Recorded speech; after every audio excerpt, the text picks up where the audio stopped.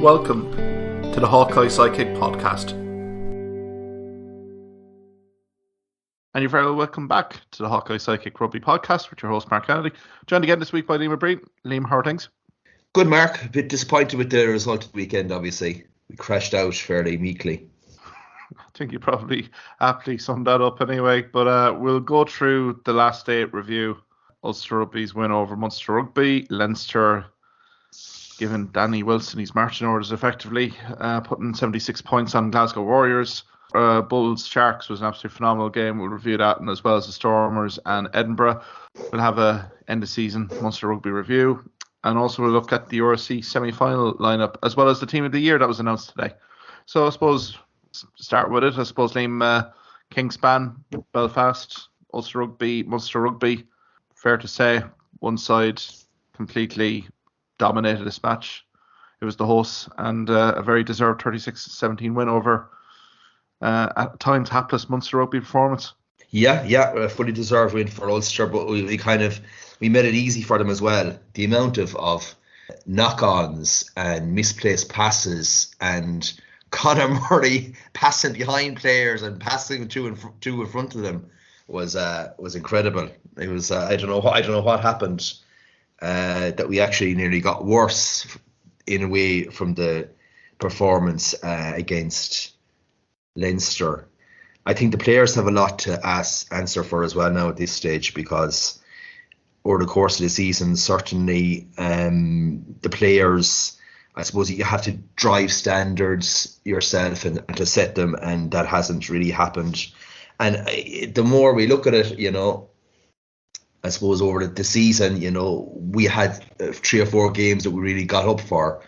And after that, kind of, we just weren't at the pace at all. And it's the same way in this game. Now, it is funny because in the first 20 minutes, it was pretty much level. I think it was 7-7. Yeah. We had the try there initially for Ulster. And, of course, that was like chaos. I think it was Kendall and a few other boys were fighting. And Hume passing out there to Cooney for the simplest. That was quite embarrassing, to be honest with you, in professional rugby. Initially, what did you think of that? Oh, absolutely, Liam. That image of Ian Henderson pointing to the Munster players, look, the play is going on here. The handbags at midnight kind of vibe there. It was probably the key image for me after the game. It was the discipline was completely out the window. And when I mean discipline, I mean composure, I mean cohesion, I mean defensive reads not being done. But credit to Ulster Rugby, I think, playoff rugby, you have to bring that a little bit extra. You have to create a few kind of more special moves in the post-season. And certainly Ulster did kind of bring their main guys to the table, like Balacon. Hume, I thought, was outstanding, 3/4 along with McCluskey. Yeah, to be fair, that first try was just, it really did kind of set the tone. It's all well and good, being up for it, standing your ground. But, game heads were completely switched off for that Cooney try. And I suppose we get the try on 18 minutes with Sean Klein. And you think, okay, there might be a game on here. But very quickly, Ulster's composure, their ball skill set seemed to full effect. And again, some devastating line breaks here really did open up the game in that second quarter. Yeah, but the key moment was probably that 22nd, 23rd, 24th minute. You had that tackle, Balacon and Carberry. Absolutely. And again, it just symptomized the whole season. Carberry, he held on to the ball before passing, right? When he should have just, quite frankly, not even caught the ball. Almost flicked without looking, and it would have been a try. That's what a good team would do. And then, of course, a minute later we had Ulster going up to try the match, really, in terms of passing, the slick passing. Hume, of course. Who else? Hume to Balacon, McElroy onto Moore, and then suddenly you had a swing from Munster being maybe 14-7. to Ulster 14-7. That was quite one of the key moments of the game. Oh, absolutely. I think you've nailed it there. Season probably defined in that passage of play. I thought McElroy and particularly the fullback that came in as well really did they embrace the ethos of Ulster and what Dan McFarlane's trying to do here. It's the creativity, it's the no fear factor in terms of the passes. The ruck ball was being well presented. Timoney had a massive game again, along with Vermeulen, providing Cooney with that go forward ball. But in fairness, like some of the line breaks, now you can criticise Munster all you want in terms of maybe defensive reads, but again, it was the devastating speed. Guys coming in on the ball at pace. It's very hard to defend that. And in fairness to that back three for Ulster, 24 carries, 210 metres. Moore was just completely incredible, really, to be fair. And even on the 32nd minute, it was just an incredible move, really stretching Munster to breaking point and going over in the corner. So, I mean, Munster were completely rattled at that stage, and looking for the halftime whistle, really. Yeah, absolutely. Yeah, so halftime, like 19-7. And it was going to be like the next score literally was going to be the most crucial. And literally a minute after the restart, Timoney's try put the result completely to bed. I mean, that was the end of the game there, wasn't it? Yeah, another devastating line break again. You can criticise all you want about defensive line reads again. I don't know about you, Liam. Did you feel that the defensive line speed for Munster was kind of a little bit out of sorts as well? Did it seem a little bit passive a bit? It was on a few totally. Of those guys? And yeah, I mean, Ulster cut us to shreds. Let's be honest about it for a lot of the game, and there was an error. At least I remember. Was it McElroy intercepted? Really, honestly, he should have scored. And then Balakoum also in the second half had a tremendous break where I literally think he himself was held up in like a line out wall. He got himself into for some reason, but they were probably two other tries that went to begging as well. And yeah, to be fair, Earls got two really well worked tries and really good finishes there. I mean, that's one of the few things that stands out for me in the game. But yeah, I mean, James Hume, to me, he's Ireland's 13. He's far superior than this Gary Ringrose, who, Ringrose and Henshaw provide that sort of defensive power, right? But like offensively, he's just a different level, I think, as a centre. He's completely elevated his game even at the start of the year. He was kind of on the radar, kind of a dark horse again to that Six Nations. But I mean, his form, in the lead up to this playoff fixture has been on point, superb. And again, he really did have Delende and Farrell palm of his hand, really. He's ball carrying along with McCluskey. I mean, if you want to look at a stat here, ladies and gentlemen, 3 quarters. So you had McCluskey and Hume running for 18 carries for 98 metres. Hume scoring his try, 11 tackles there collectively. Versus Munster, you had Damien Delende and Chris Farrell, 15 carries for 51 metres, 7 tackles collectively. I mean, I think that tells tale of the tape here, Liam. In terms of 3-quarter battle, for me, Hume and McCluskey really did dominate for Murray. Dorsen never really kind of relinquished that command, really. And I mean, Hume was front and centre of it. He's offloading, he's prepared to offload. Same with McCluskey. Quick ball, quick hands, and also the running lines were just superb on the night. Munster couldn't handle it. Yeah, and again, I mean, he's been much maligned, but Billy Burns has been in really quite sensational form, and we have to, kind of look again in terms of him. Yeah, he's not like kicking out as in he doesn't kick penalties, and you might depend on him in a game. He can run a backline. There's absolutely no doubt about that.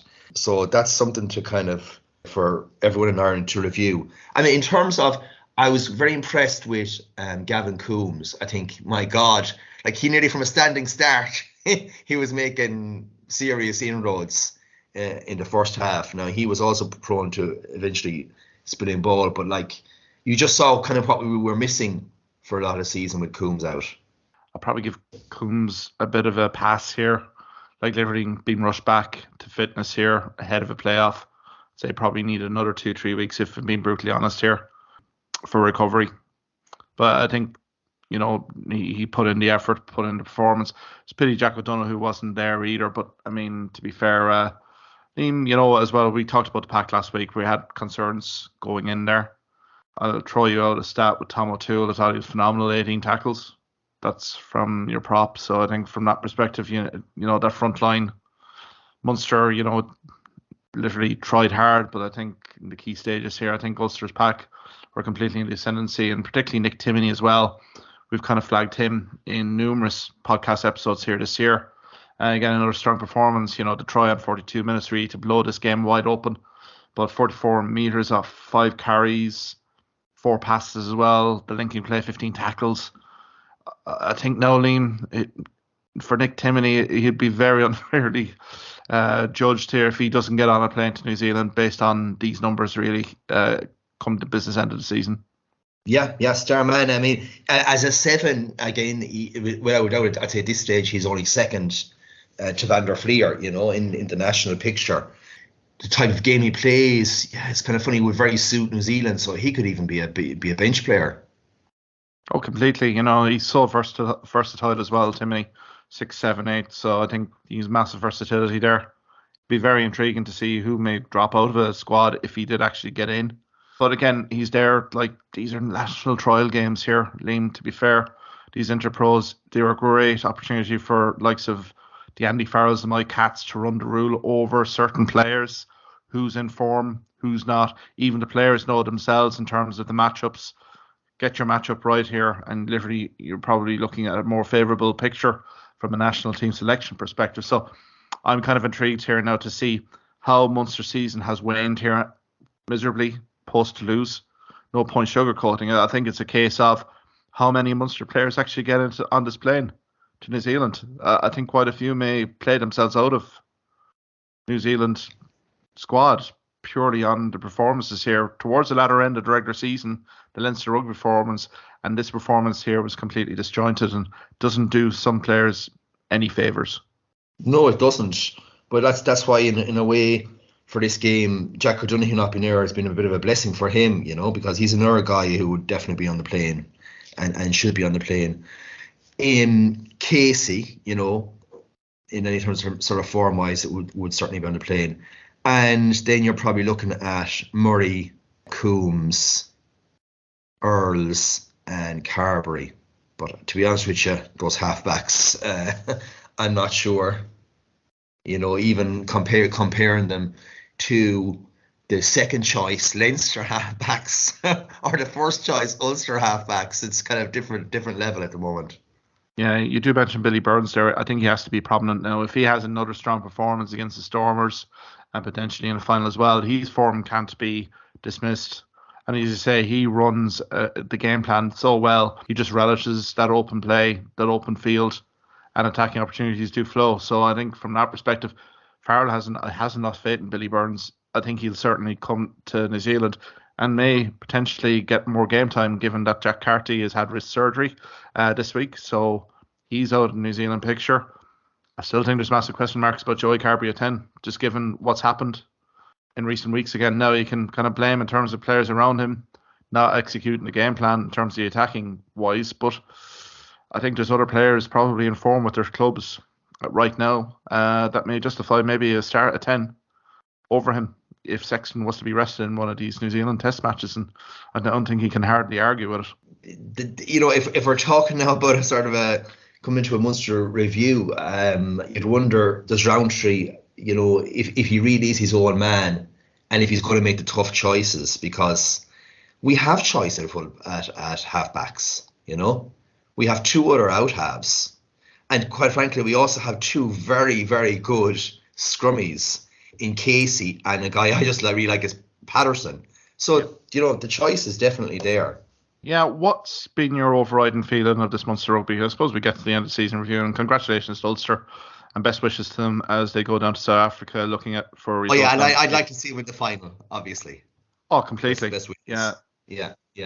That's a team that's been knocking on the door here for a few years now, getting over the line, and I think from an Ulster Rugby perspective, this is a perfect opportunity to really go down to South Africa, make the statement of intent ahead of a final, so best wishes to them. But we go back to Munster Rugby here and the end of season review. What has been your overriding emotion here, Liam O'Brien, in terms of the season? What have been your highs and what have been your lows here in terms of this Munster Rugby season? Well, look, the highs have been few and far between. That's a shocking thing to say. You can count them on one hand. So the highs were the home return leg against Exeter Chiefs, when it was a typical belligerent Munster performance, kind of almost like we're going to refusal to bend and yield to you. And you just think of all those cameos that day, the famous O'Mahony and O'Donoghue, and just fabulous stuff. And obviously the Toulouse performance as well, where they could probably literally do no more. A game of inches, even at the end for the penalties. So those were two performances. That's why it's weird, because it shows what they're capable of doing. And it's only a question of were they like really up for those games? Was that kind of just almost exceptions? Those 2 or 3 games were really like just exceptions, and for the rest of the season it was like what we really level we're at. That's the real conundrum for me. I'd agree with you there. I think the URC league table doesn't lie at the end of the season here, Liam. The fact is we finished 6th in the tournament, regular standings. I know people could argue, oh, look, last day was so congested. Fact of the matter is to finish 6th seeds, the 3rd province in Ireland. Some could argue Connacht on their day, literally on any given day, could give Munster a right game and win. So I think from that perspective, Munster have a few reviews to do this week into the off season. I think highs, particularly prospects, have come true, have delivered. I'm thinking about that Scarlets game away, start of the season, where Scarlets brought their first team and got they got a lesson off the Munster youngsters, really. Thinking of Liam Combs, thinking of Candellin, thinking of other guys there that just literally impressed. Wasps away at the Recall, given the South African trip, quarantine, COVID-19, management not there, Ian Costello and the team galvanised, produced an absolute stirring performance.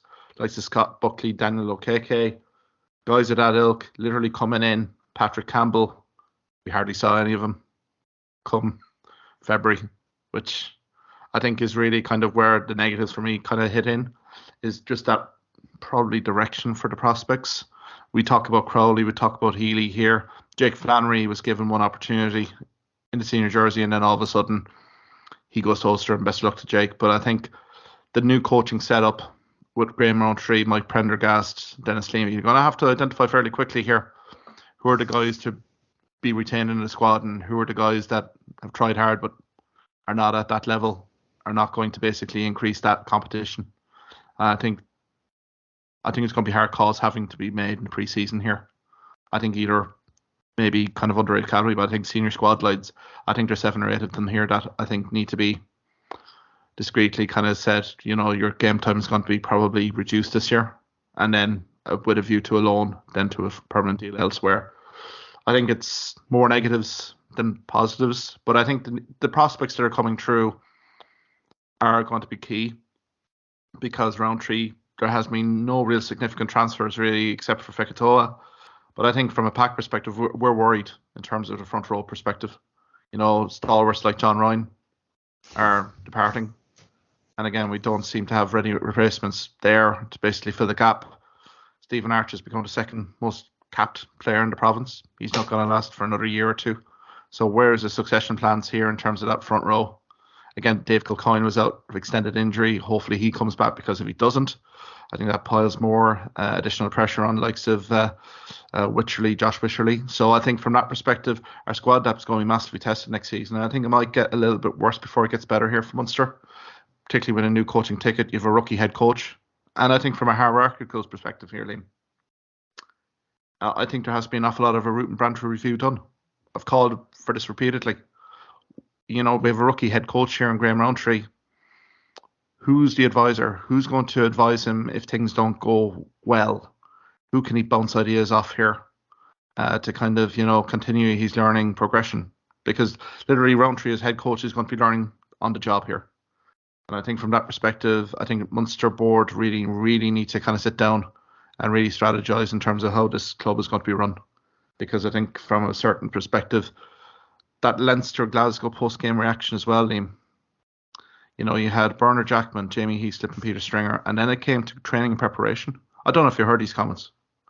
I was shocked. Indeed. Yeah. That for years, everyone knows that the training down in Munster hasn't been good enough.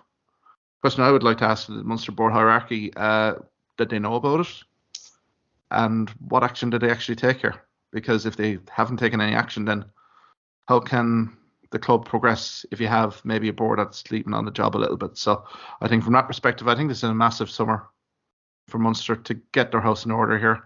And maybe the IRFU has to come in here and maybe assist in terms of maybe governance and maybe in terms of looking at a root and branch review of all structures here, because we should be doing far better. 11 years without silverware now here, Liam. I think it's high time that big changes need to happen as an organisation for the better.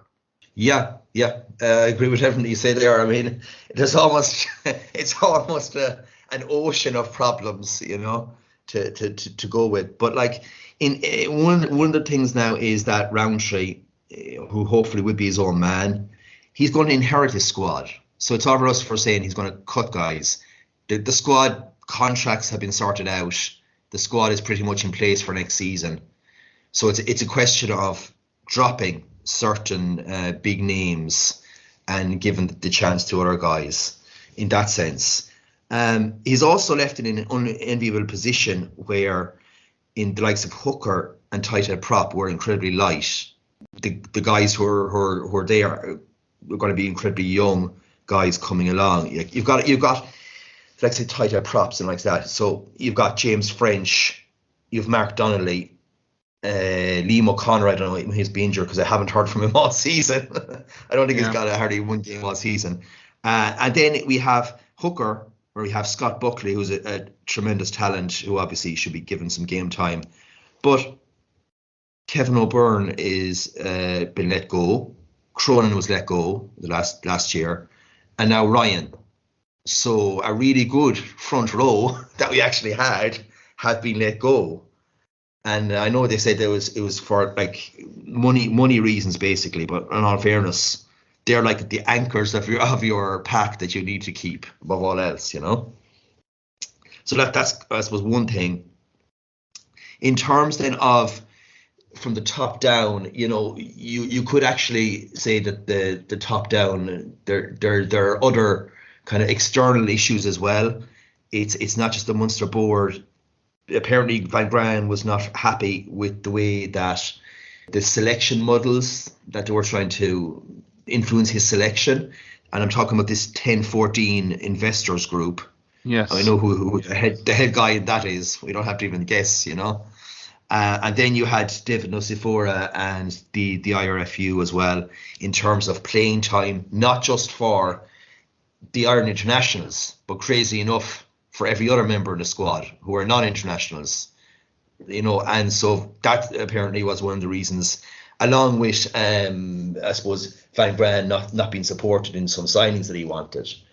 So I mean, I suppose Van Graan too was battling on a lot of fronts as well. And again, we have to remember, like Roundtree now, did not have a director of rugby or some other guy to really deal with all that sort of flack coming from internally from the Munster board as well. So I mean, that's why a director of rugby, as you say, it would be kind of quite important to get. It doesn't look as if we're going to get that now. We could also do with a skills coach. I think Noel McNamara has been earmarked for Leinster for that exactly reason. So that's kind of something as well. But for me, positives, I would have to say, it would be like yourself, some of the really excellent young players like Ken Dillon, Hodnett for me, who will be pretty much close up for Player of the Year, and Scott Buckley as well did really well. I would say Haley, of the established players, was consistently good all season.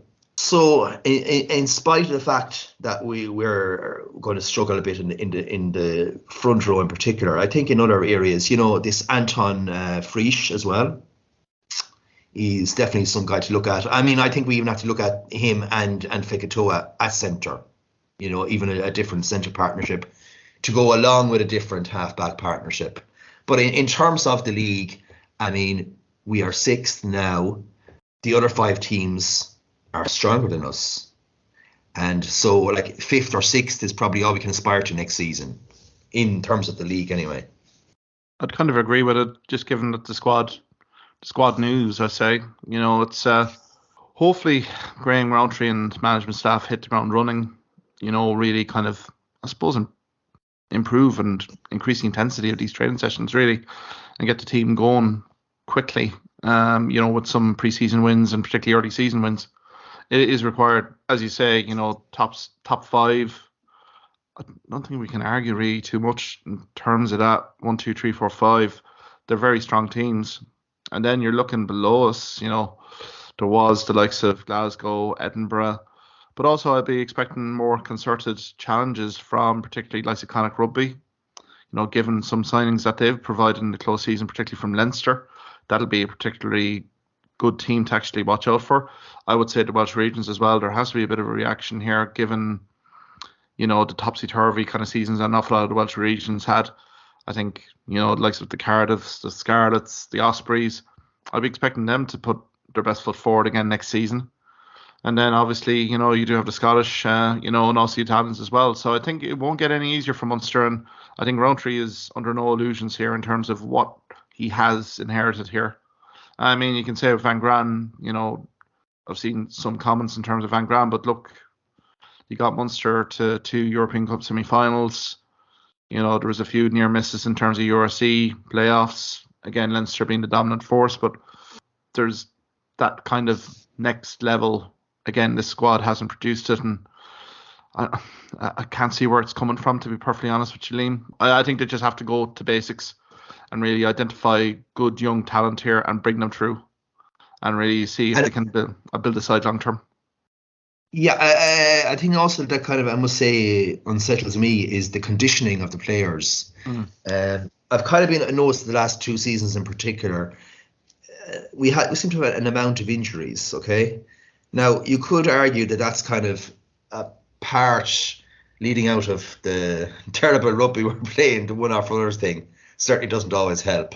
But I think it's actually down to the actual conditioning of the players themselves. I think there's a lot of guys who you think of professional rugby players in terms of body fat percentages are just, quite frankly, off the charts. They don't look like lean muscle guys, quite frankly. They have, some guys have bellies on them. And I'm talking about backs and forwards. And I think if you were to compare the athleticism and appearance of the Leinster players, that's also something, that's probably one of the most basic thing that Munster have to sort out for starting as well. I mean, how is it that at the end of the season we pretty much have half our pack out with long-term injuries? I think since that Aled Walters went off to South Africa, that probably has been a difference as well. Game management, that workload of players again, where like there was a stat thrown 60 plus players from Leinster. I played URC action, so they've been able to very effectively kind of manage game time and bring valuable experience for academy players like Joe McCarthy this time last year we wouldn't have heard of. He was on the radar of an awful lot of Leinster Rugby fans, but not to the outside. Again, guys like that are given the opportunity, but given concerted game time to learn, like the Jimmy O'Brien's, guys like that. So again, you haven't really seen that from Munster. I mean, we go back to the Wasps game, the Ricoh Arena. That could have been the perfect opportunity in foil then to give some of these youngsters more additional game time. But it just seemed to me that once we got in Six Nations, it went back to tried and trusted. Thanks very much, guys. Your time will come. And then literally went based on the 40-man squad that they were using. And as you say, injuries have come and these one-out runners, that takes an awful lot of physical punishment. But it's, again, endemic. It's like a trademark of this ball club. When we got to the business end of every season, key marquee players have literally gone down with injury. And again, you need your top guys. I'm looking across all the other playoff teams and you don't see the level of injuries that Munster would be reporting. So is that to do with the pitches in the training facilities? Is that to do with what they're doing in terms of physical work versus their gym work, weights and all that sort of stuff? I think everything has to be under review here, Liam. And I don't think within Munster they can actually address these issues. I think they need to go to the outside and need assistance, first from RFU, or if they could get a consultant in to have a World Cup winner. Someone like Graham Henry came into that Leinster setup not too long ago, came in invited in the summer just to see how things were going. And obviously recommendations and discussions happened with Leo Cullen and guys like that, and you see how Leinster have elevated their game. I think we're going to have to need a reboot of some sort in Munster Rugby to kind of get up to that trajectory. I've no issues on Graham Rowntree. I think he's a good rugby man, but he needs a support network around him. And as I said, the director of rugby is the glaring, obvious omission here. We ditched it midway through the season. We said, we're not getting a director of rugby. Thanks very much. Graham, there you go. And I mean, have we learned from our mistakes at all? I don't think we have. So I think from that perspective, it's a worry. It's a worrying off-season, I think, from anyone associated with Munster Rugby right now. I think an awful lot of decisions that could be going down here in the next few weeks will define how this club has been run in the next 2, 3, 5 years. I also I have to add this. It's also intrigued me for a while, but you could always pinpoint the decline of Munster Rugby to when supposedly it was going to get better by having one training base and having all the Cork lads come to Limerick. I don't think we could do no worse next season than for next season to actually revert back to the old two training bases, and get a bit of freshness almost into the sessions, I don't think why it was all the rage was Munster were somehow handicapped by having the true training bases. It certainly didn't result in any sort of performances that we are seeing now. So they're almost like too much in each other's pockets now. And I think, as you say, everything root and branch has to be looked at, including that, I would even add.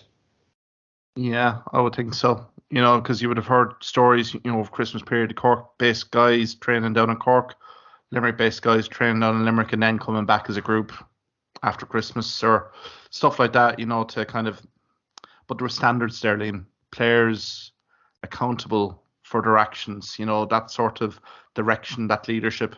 I know management, Declan Kidneys of this world would have basically laid down the structures and the best practices, but the players itself were extremely professional what they did. Again, I'm not saying that there isn't professionalism within this player group, but I think from that perspective, could you see the same happening here? I mean, standards could drop. So I think from that perspective, it would raise morale, definitely. And again, you'd have your strength and conditioning teams being split into 2 locations. So I think from that perspective, it has to be looked at. Everything has to be looked at. Anything to increase morale, productivity of the guys has to be taken on the table. And the players obviously would have feedback in terms of how things have gone this season.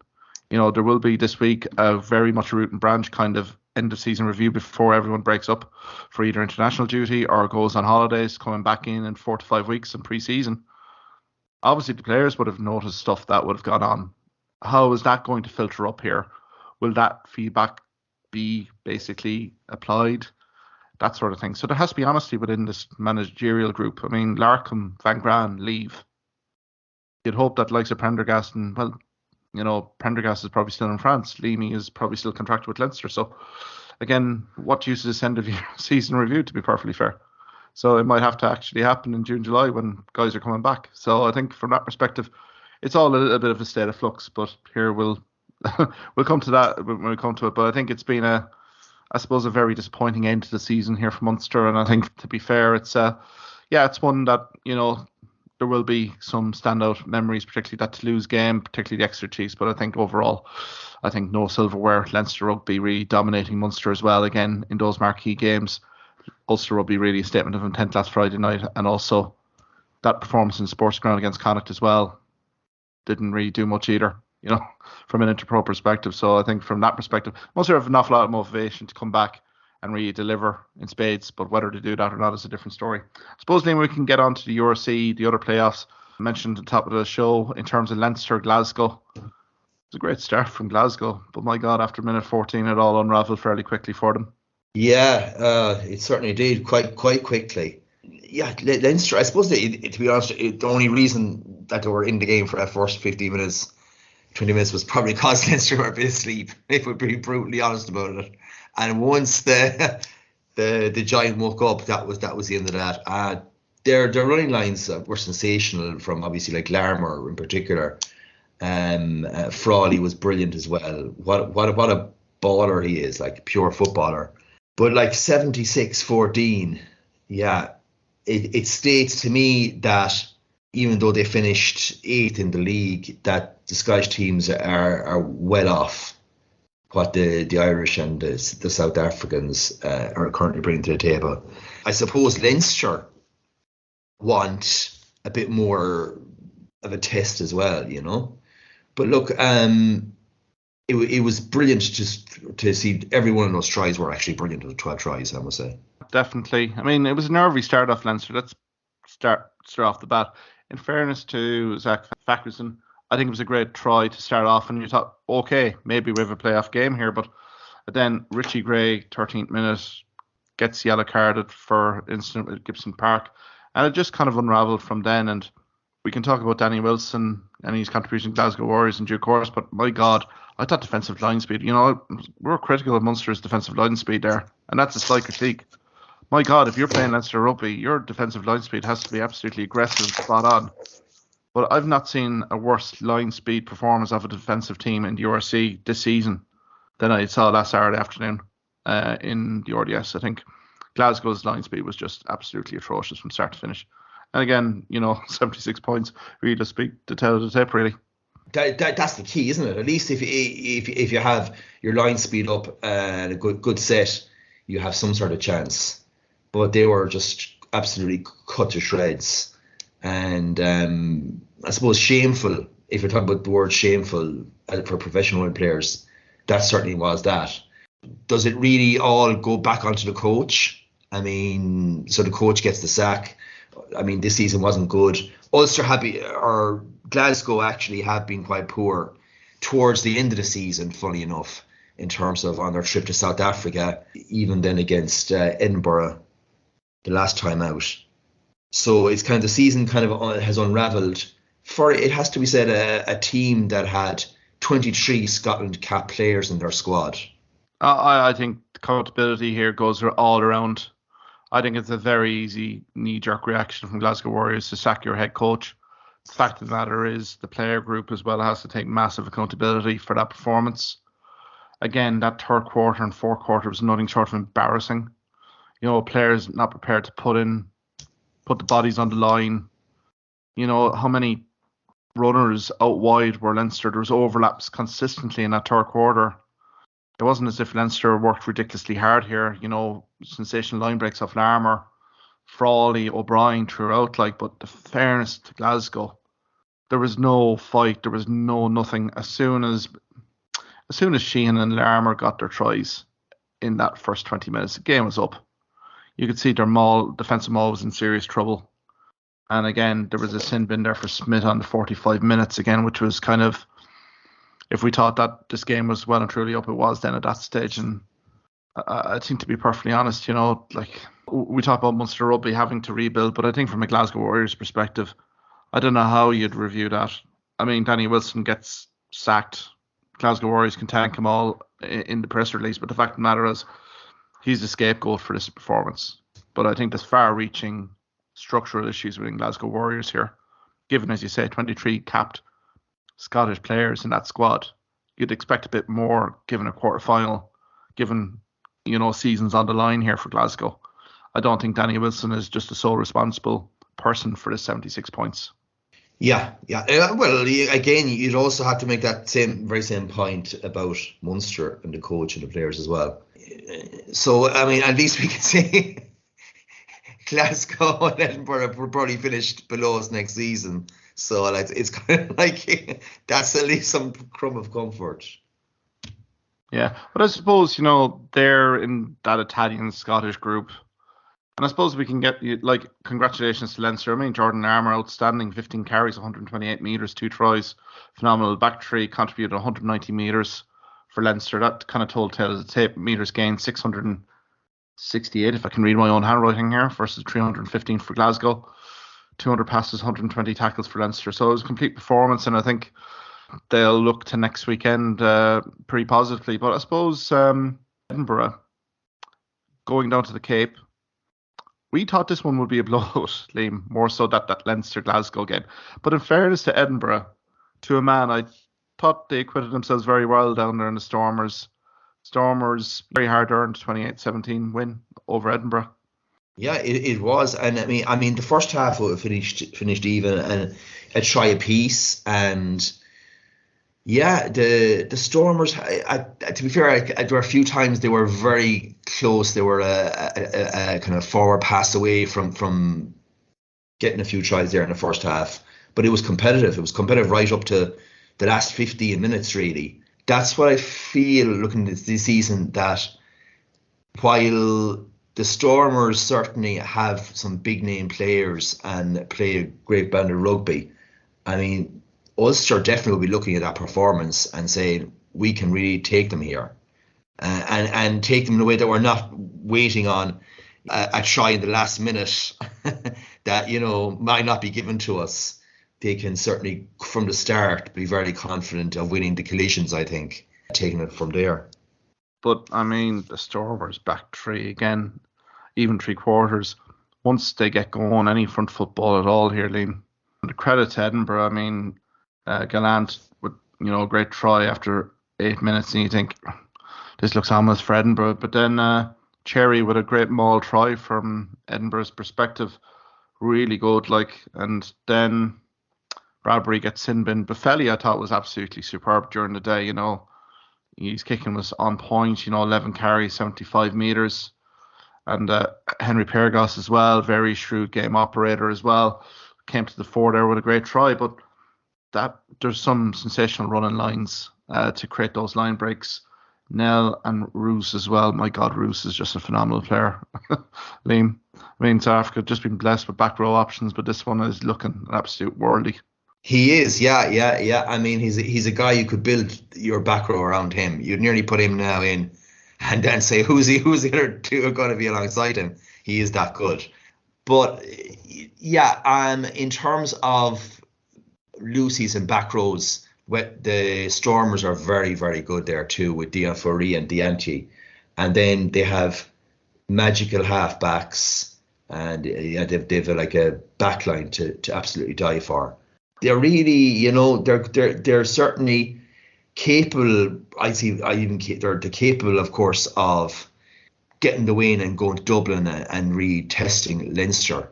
They have it all, really, yeah. I think how Ulster Rugby play this is going to be absolutely fascinating subplot here. And I think Leinster maybe showed playing the Stormers, you do have to vary it out a little bit in terms of your pack exchanges, really kind of get that set piece going. Because maybe kind of the Stormers at times can be a little bit mixed in terms of their set piece execution. But then kind of varying it out because Ulster do have a very attacking kind of focused backline there as well. But again, you can see Stormers threat out wide again. Any kind of ball that doesn't go to hand from Ulster could automatically be 7 points here, just given the speed merchants that are on display, really. And I think Libbok, you basically mentioned here, I think he's growing game on game. Whenever I've seen him, he's gotten more impressive, particularly he's kicking out of hand. I think his game management is evolving very much, and I think maybe this is the benefit of being on URC, that I think South African teams, some of these players realise that you have to vary your game. You have to be completely strong at all aspects of play. I know the try on 54 minutes for Roos, I mean, it was a kick in behind. And again, but I think to be fair to Libbok, I mean, playing superb stuff. And yeah, I think Ulster will have it all to do down in the Cape. But I think that's a fascinating fixture. And I suppose, Liam, we can get probably to the standout tie of the round, really. I was really looking forward to this one last week, the pack battle exchanges.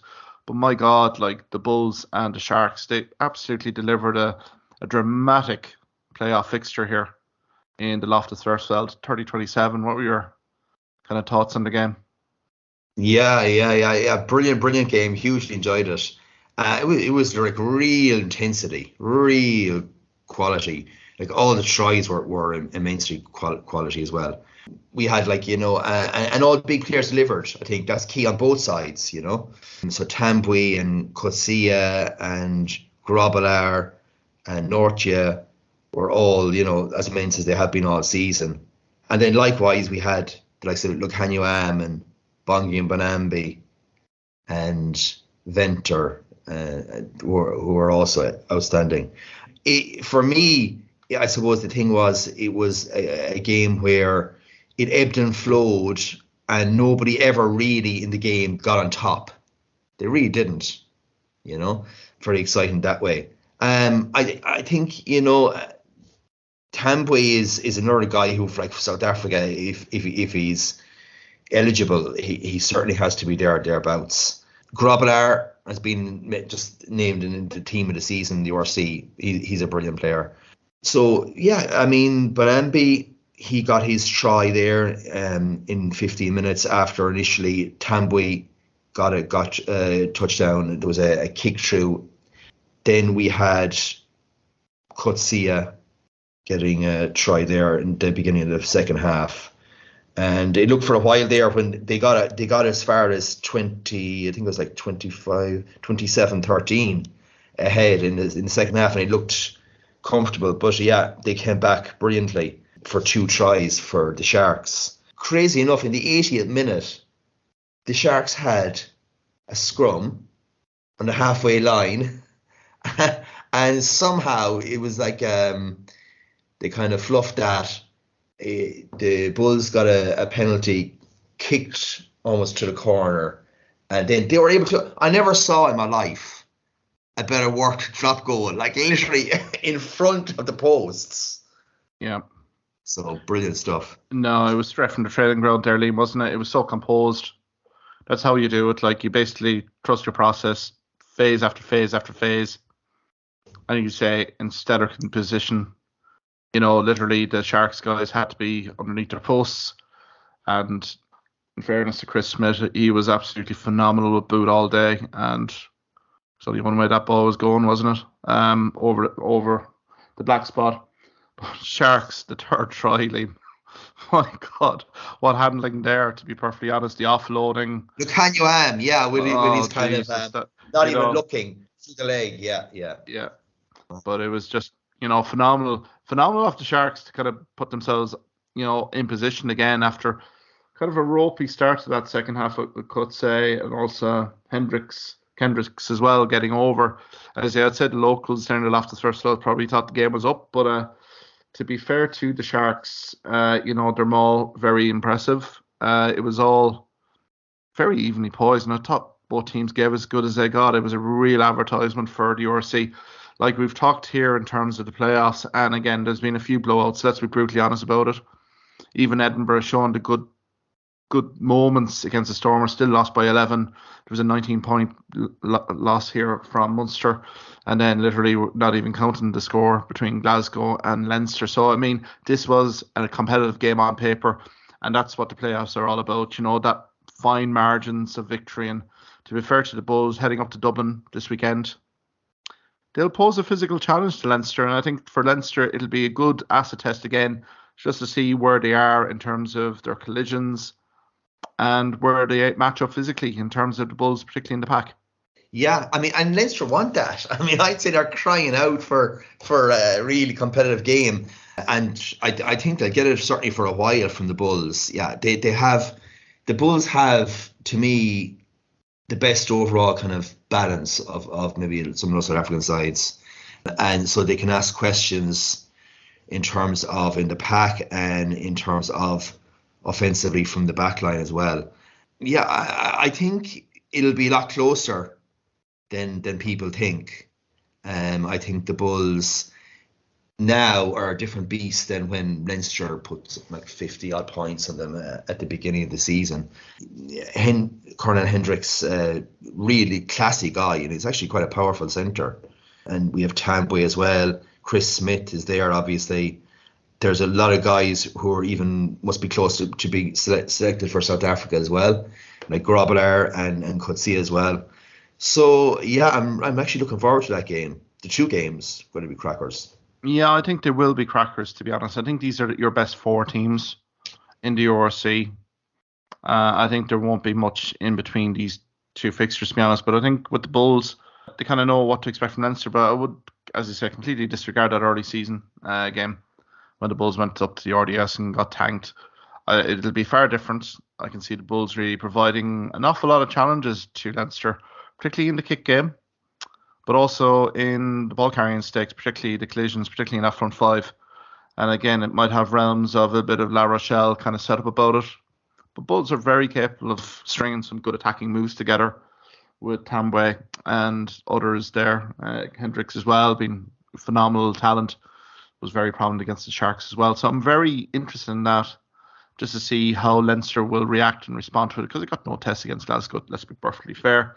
But I suppose we'll put your few predictions, I suppose, here, Liam, in terms of Leinster and the Bulls. Who do you feel is going to advance to that grand final? Yeah, and again, it is tough, because you're only given less than a week's notice from when the results come in as to who you're travelling to. So that, and that works either way. So it's going to be tough in that sense for the Bulls to travel. But yeah, I think that Leinster will get maybe their sternest test this season from any team in the URC. I still think that Leinster in the second half have that extra gear they always find. I'm still going to say, in the end, plus 20 points. So 20-point win for Leinster.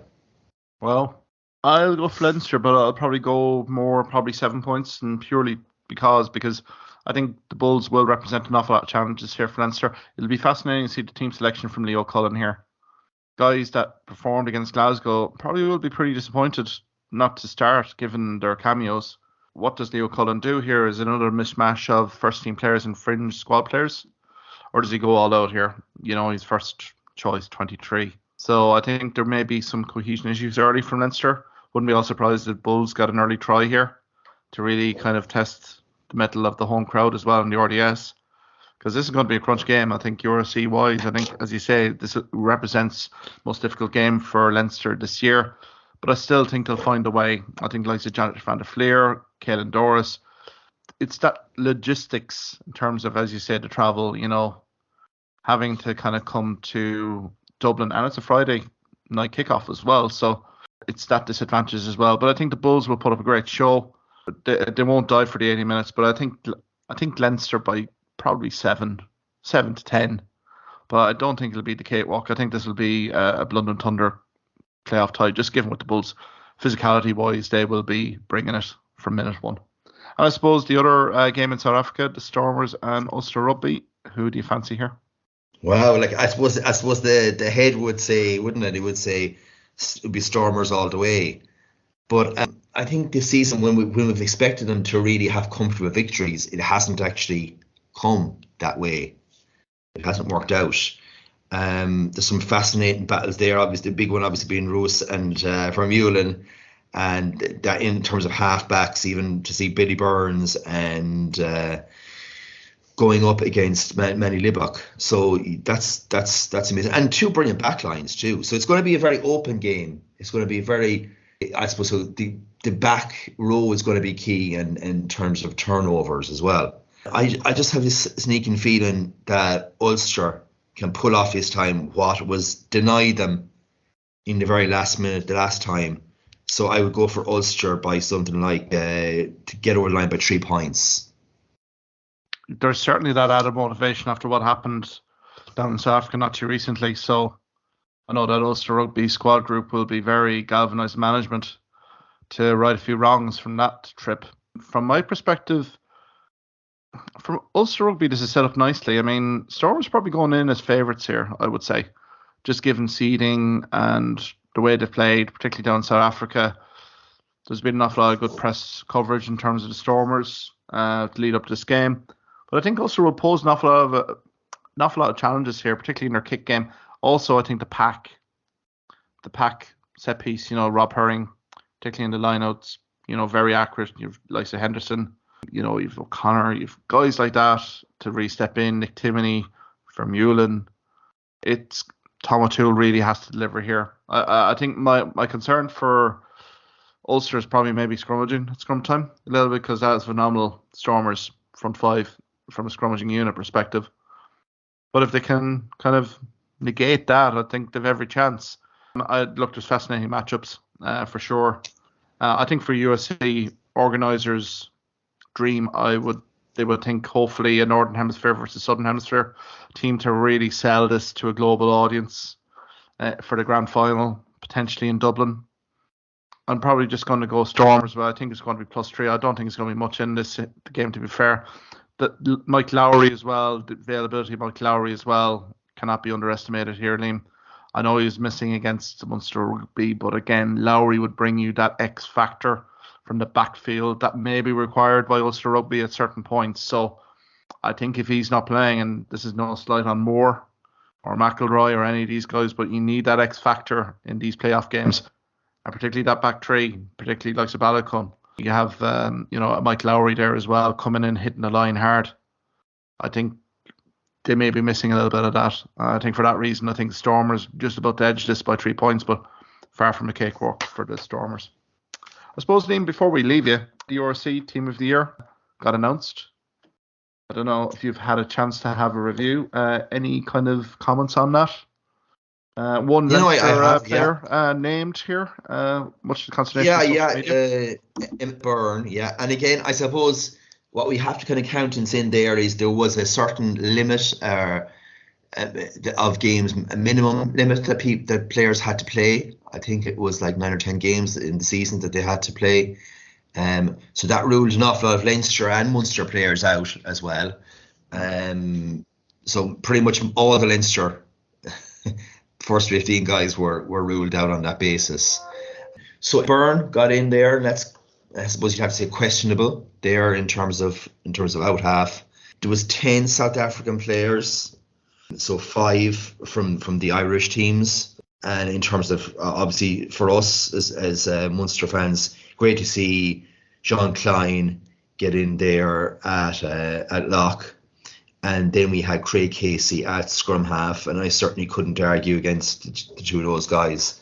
Nick Timoney gets in deservedly as well. And James Hume, I think, at outside centre. Yeah. After that, it was basically kind of like a lot of Bulls and Stormers. And I think Bongi, there was one, certainly I think Bongi and Bonambi got in there at hooker. What's your views on the team? Yeah, I thought it was an interesting team. I mean, we'll see the Stormers in full effect in their backline anyway, because four of the backline are coming from the Stormers anyway. I mean, delight for James Hume. I think that's a just reward for a superb season. Ross Byrne. Now, in fairness to Ross Byrne, he's been steady. He's been very consistent and reliable for Leinster Rugby this season in the URC campaign. So I think from that perspective, look, Leinster are top seeds. There had to be a player here, particularly from a Leinster perspective. And look, I would say probably Livock for me. You're probably going to say, it's dominated by Stormers guys here. But again, I have no argument in terms of maybe kind of the back or the pack as well. I mean, Timoney was great. Klein at Munster is probably recognition for a consistent season, I would say, in the URC, particularly from Jean Klein. I have no arguments whatsoever on that front row, just given the criterion, as you said, in terms of the URC team of the season. It did create an awful lot of consternation. I think these teams will always, for a team of the year. But, I mean, it's all in the pudding now. It's all for the playoffs, semi-finals this weekend, finals then coming up. I mean, you can judge it for yourself in terms of the cream, rising to the top here. So I think from that perspective, plenty of Leinster Rugby bloods. If they wanted a little bit of motivation, saw the team of the year, they could literally use that as poster material. But I don't think anyone is going to be losing that much sleep, particularly in Leinster Rugby, particularly if they got to the final and won it. So, yeah, I don't really have any genuine kind of grievances there. Maybe did Lowry kind of not feature in there in that fullback position? I don't know. I thought he played the minimum criterion of games there in the URC, but I might be wrong. But Gallant has been superb for the Stormers as well. And I mean, that backfield for Stormers is just electric with front football. So, look, everyone's entitled to their own opinion. So, I mean, it's a good old discussion point ahead of these playoffs. Yeah, Liam, we might leave it there anyway. Many thanks there, Liam, for your contributions as always. Some very insightful points. Next week we'll review the URC playoff picture. Again, 4 will turn into 2, so we'll know our grand final finalists. So until then, many thanks, and yeah, we'll talk to you next week. Thank you for listening to this podcast episode. If you liked what you heard in this podcast, why not subscribe to the Hawkeye Sidekick podcast on either Amazon, Spotify, YouTube or Twitter platforms. You can also follow me at Hawkeye Sidekick on Facebook and Twitter for the latest sporting opinions, articles and reports.